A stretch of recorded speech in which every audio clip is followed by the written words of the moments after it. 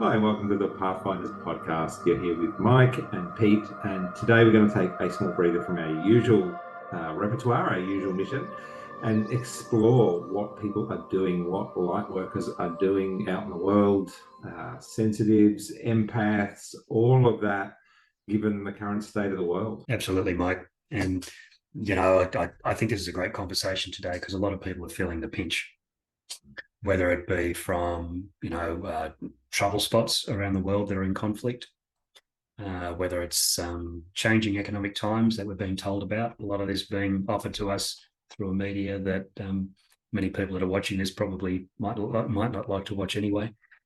But I get a sense that there's something in the collective consciousness that is being offered to us that we don't have to absorb and we can say no to. Yeah, that's a good point, to become aware of the potential for choice, and choosing not to. But the question is, right? We are all. It is demanded of everyone to pay rent or mortgage or all of that sort of stuff. Those people that have maybe got all that sorted still aren't happy. So it's interesting to notice how people are dealing with all of this in context of how we are required or expected to be in the world.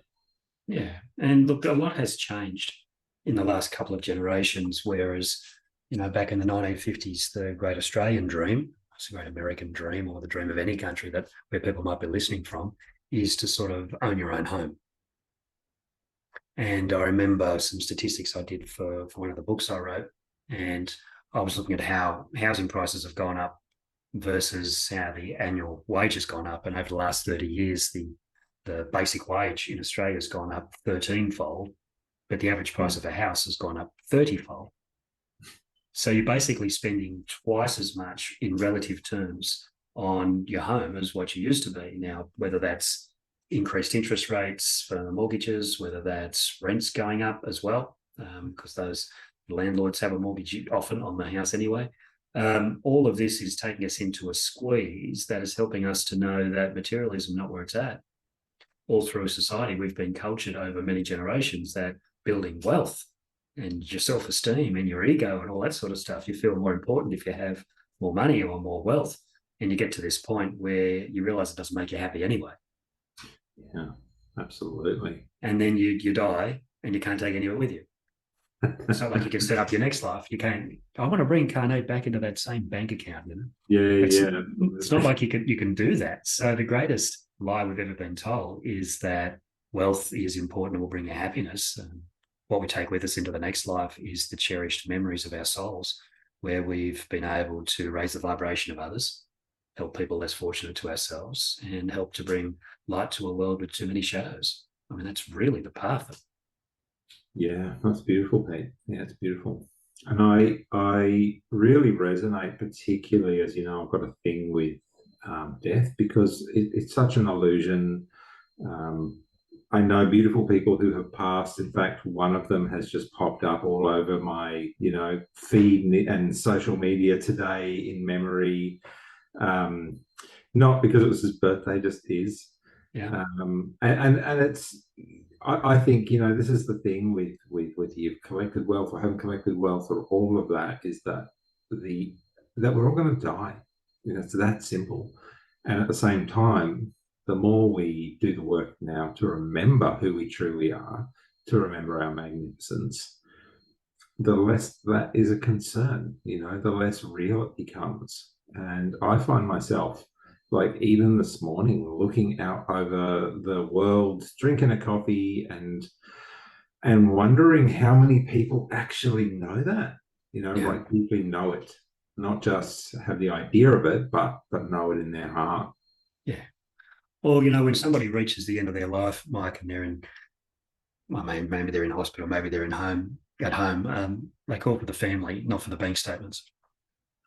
And, there's something about, if we could go through a review, what is it? And having taken people across, through the end of the life and into the next one lots of times, and into the spiritual world, and doing that with the work that we do in consciousness, when people get back on the other side, what they review is the difference they made in the lives of others.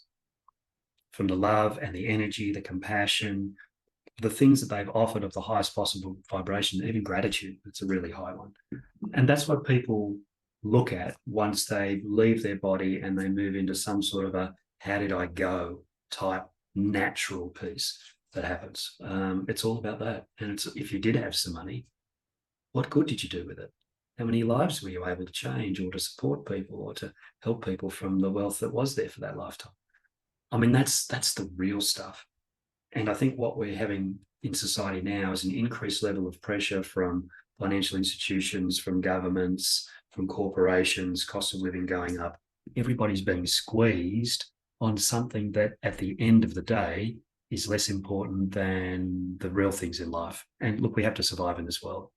So if you're having trouble paying your bills, then I'm sorry, so sorry you're having trouble paying your bills to any of our guys that are listening. But even then, it can be helpful to know that it's the state of your heart, not the state of your wallet, that Spirit's more interested in. Mm. Yeah, it's one of those things too where I think everything becomes a reflection of what's going on in your heart. You know, it's that moment that I see all the time, and I think if you pay attention, lots of people have this where maybe they feel the angst, they can't pay the bills the way they'd like to, all of that, and then they get to this moment in their heart where they're like, this is not important, right? And the moment that happens, the phone will ring for a job or a client or something like that. Like it's just this instantaneous feedback in conversation, in action, in phone call. It's all of that takes us, I think, now to this really quantum level of beautiful instantaneous feedback that is not about, you know, whether you've paid your bills or your bank account needs some topping up or all of that. Yeah. And the things that matter most to us at the end of the day, for me, is the family. Then there can be biological family and there can be spiritual family. In fact, many of the light workers have incarnated into families that need some light. And I remember, I might have told the story in another podcast, but I remember being in a group of light workers in Melbourne once, and someone said, I'm the black sheep of my family. Someone else said, I'm the black sheep of my family. I said, how many of you people are the black sheep in your family? There was 40 hypnotherapists in the room. Every one of them put up their hand. So, you know, there's something about how we come here to make a difference. And if you're here to make a difference, then you have to be in the places where you can make a difference. That will take us into places of distress. That will take us into confronting what's wrong with the world, so that from our dissatisfaction with what's wrong in the world, then we'll bring about change just by bringing the attitude to that situation that it most needs. Mm. And I feel that for many of the people out there who are listening to these conversations because they align with them, the message I have for those guys is that you didn't come here to feel comfortable in this world model, because you came here to change it. And you'll get to a point where you think, well, not just that doesn't important, but that doesn't work for the world. And then we'll set about a wave of comprehensive change for this planet, the likes of which we've never seen. And that's what I've come here for. Yeah, and I kind of come, I think, from the perspective of changing the planet as well. You know, there's something about the energy of the planet that is looking to rise up, and it evolves. You know, like I mentioned last time, I think that the average population of the world has been around a billion for hundreds of thousands of years, you know, off and on. And now all of a sudden it's flared up to 8.1. And why? Because it's not just the people, it's not just the technology and making it available and all of that. That's a function of the fact that we now have, you know, 8, 9 times more consciousness on the planet. Whether it's conscious or not, it is consciousness. And I wonder what we are leaving behind for our children and how that will, you know, will regain balance at a higher level. I think we're in transitionary times, and those of us who are here that are incarnated, and I think I'm the last year of the baby boomers. I was born 64 or something. You'll be Gen X probably.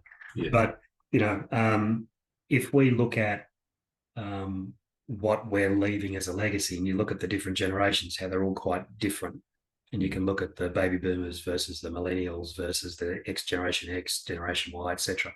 You can look at all of the different characteristics of those, and You've only got to look at those characteristics to know that something is unfolding, that humanity is shifting.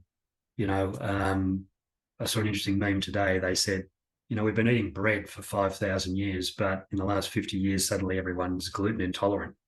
And whether that's about, genetically modified wheat or whatever it is, I don't know. But something's fallen out of resonance with bread. Are our food systems right? Is our vibration changing? The spectrum that they call it as well for behavioural stuff. You've got kids that don't want to learn the way you and I learned with a blackboard and chalk or a whiteboard and a pen up the front, write all this down and then repeat it in an exam. I mean, kids don't want to learn like that anymore. And all of a sudden they're labelled as somebody that needs to be medicated or have behaviourally modified because they don't fit in with the old ways. And those numbers are escalating as well. I mean, the evidence is everywhere that something is changing within even the physiology of humanity with the young people coming through. Now, our role is to listen to that and saying, well, these people must have come here to be different because they've come here with a greater awareness behind the scenes. So what needs to change on our planet so that these people can fit in? Maybe they're the benchmark for how society could be, for our learning systems, for all the other things that we see happening. We're right in the middle of an incredible wave of change, and it's not going to be easy, but once we get through and out the other side, it's going to be incredibly worthwhile. Yeah, the thing that stands out in all of that too is, my wife's a teacher and from a Steiner school, and so she's very much talking about the people that need help and extra help and all of that sort of stuff.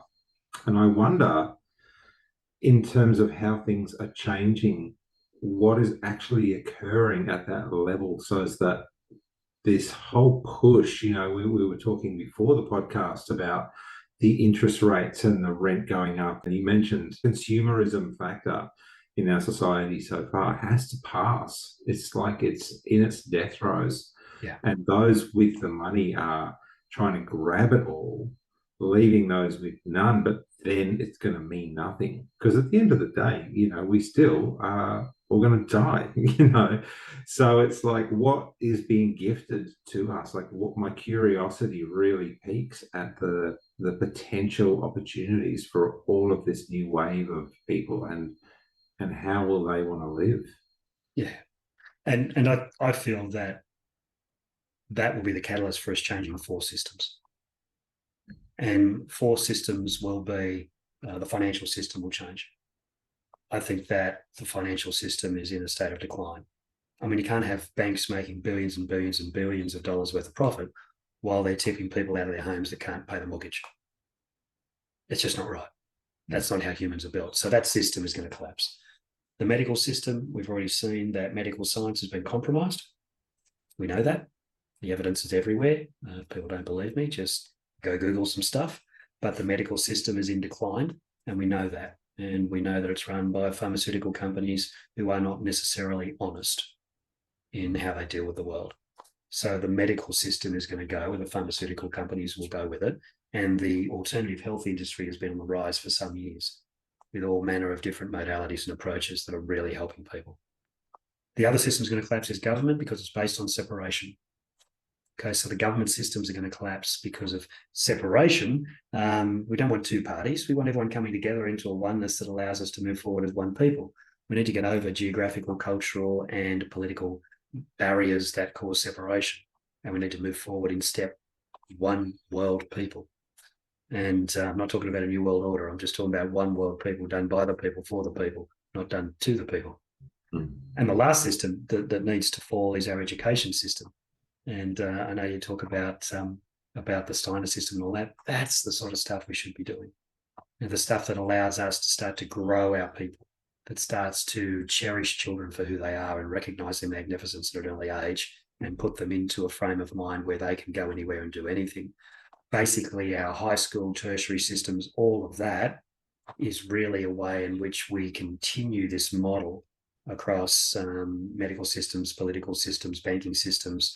All of those systems take people out of the universities who have been cultured into the way in which those systems run.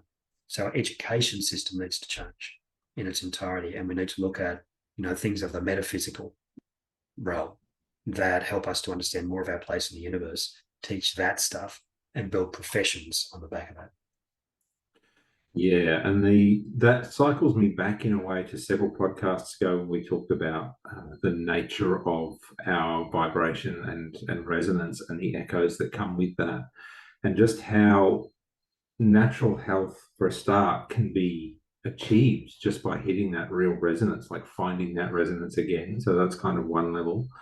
And then as we kind of have gone over these podcasts, what we've done is look at the additional layers of how things have taken us further and further out of what we consider to be real from the education system, from the medical system, the third dimensional reality, the body, and into the place where our mind is connecting to all the layers, and we haven't even got to the real juice yet. So, subscribe if you will. But in looking at all of those layers and all the ways that we show up as beings in this world and beyond. And I just find that all of that seems to be coming down more and more. And for people like us, to put aside those notions of, man or woman, or the roles that we have forced upon us as kids, based on that delineation, and creating this real connection with what it is that we can create. And I heard this beautiful thing the other day that was that mentors and teachers and models, that whole thing is happening in the world. More and more, basically, because the education system is just pumping out these very small bands of knowledge that aren't even relevant anymore. And so our job, I think, is then to find people who want to learn this, either participate in it or want to learn it, and then to really open that up to, okay, well, what else can you do with this? Where can you take this in the world? And that's us, but that's true of everyone, right? Like, forget the education system. What can we show, people who are coming up to replace us? Yeah, and that's right. And look, there's been a lot of good intentions behind the systems on this planet. And, the original, it was the building societies in the old days that just wanted to put families into homes. Okay, so that was about putting people into homes. They got swallowed up by the banks. If you look at the education systems, it started, this is how you learn to read and to write and to explore. But now it's about, you have to repeat back to us, memorize a curriculum and repeat it back to us. There's no necessarily exploratory pieces. And the original highly educated people in the old days were explorers, because they go off and they do their own research and that sort of stuff as well. Research is now funded, so people have to go for research funding. We should be funding research that doesn't have any limitations or have to have certain types of directions in it, because we're strangling the creativity of those trailblazers who can take us further. I mean, I have great faith that humanity is going to find our way to a new path, to move into a new world, because all of the ancient philosophies, they all predict an awakening of consciousness in these times. People talk about the golden age that we're heading into, the dawning of the age of Aquarius, if you like the old song. I mean, this is, I really think that we're on the crest of a wave that's going to take us into a very different future. The role that we have is to believe that it's going to turn up, to make it a self-fulfilling prophecy, and to move humanity forward in ways that we never would have thought possible, and let that echo out across the universe that we're ready for change and we're ready to take our place in the cosmos. I mean, everything that we see on television or in the systems around this planet are trying to keep us small, but we are remarkable beyond our wildest dreams. And it's time for us to stand up and become that. Yeah, that's beautiful. And at the risk of sounding conspiracy theorist and all of that, which I'm not normally, but I have dabbled, what do you think is the most likely outcome with, like the banks, the supermarkets, the government not, just not being honest in such a long time? Like who the people who really believe it are the people whose habit it has been to watch the news, which is the source of propaganda and all of that. So as they pass, what are we left with? Well, I think new systems will come into play. And the reason those systems are falling away is that humanity, and this has been measured through David Hawkins' map of consciousness. We talked about power versus force in one of the other ones.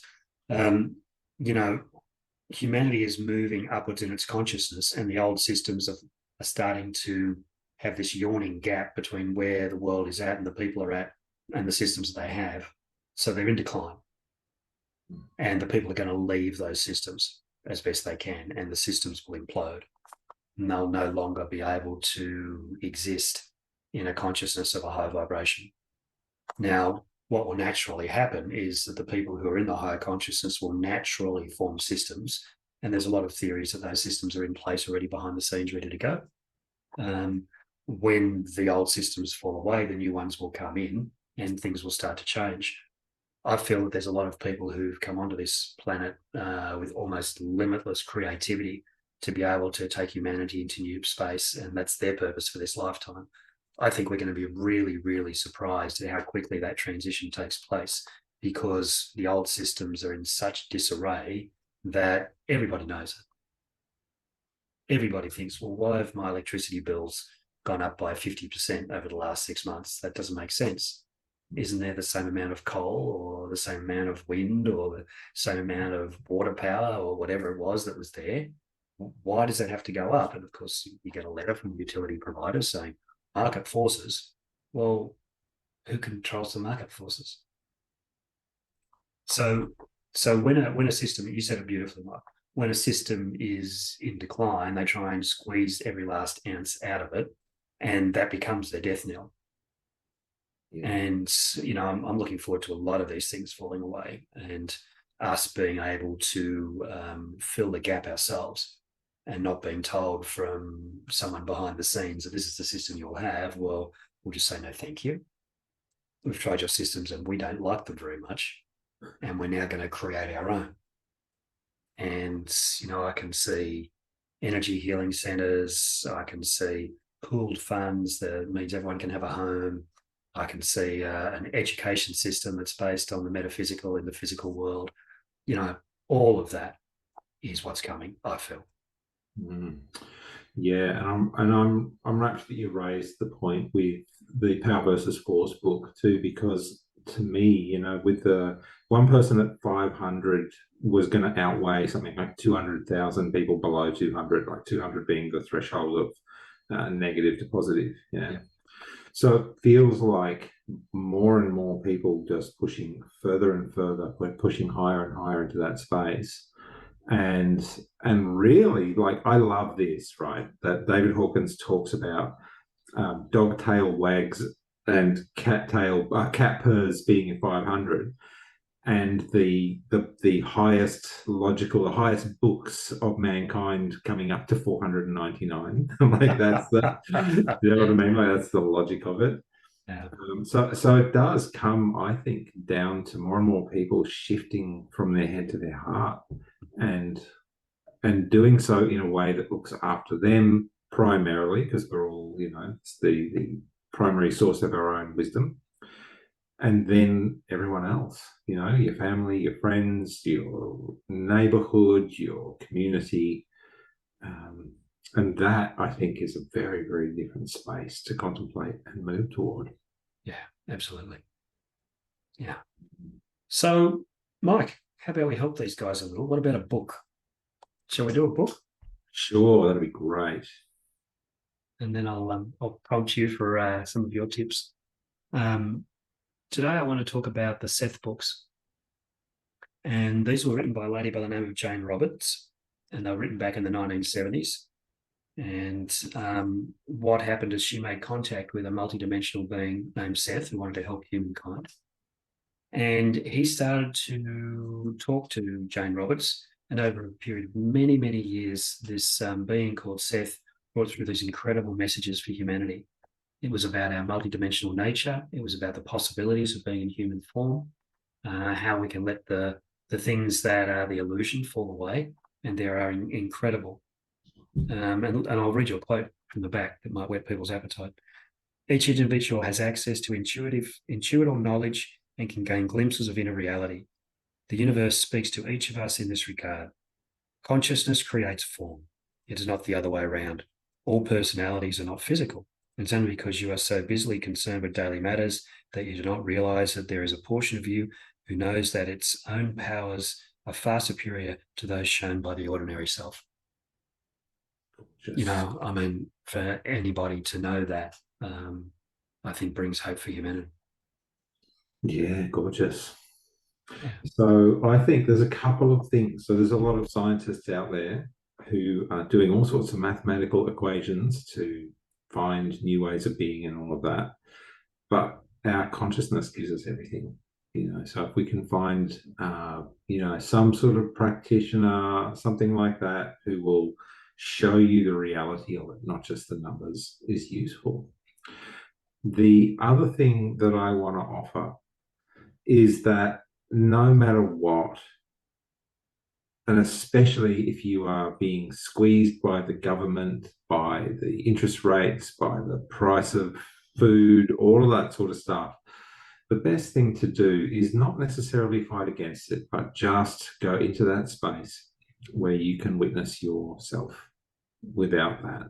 Witness it in terms of whatever comes through your mind, whatever thoughts you are having, whatever's going on in your body, they are not you.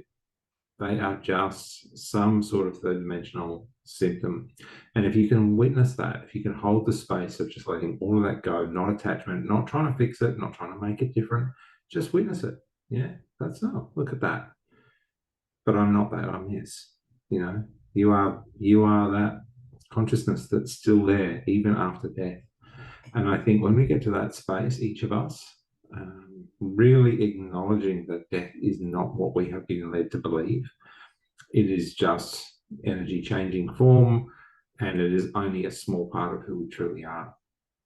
That the world is going to really start to change. Yeah? Absolutely. Yeah, beautiful. Well, thanks, Pete. That's good talk. Good to see you, Mike, and thanks everyone for listening. And may you have a conscious day.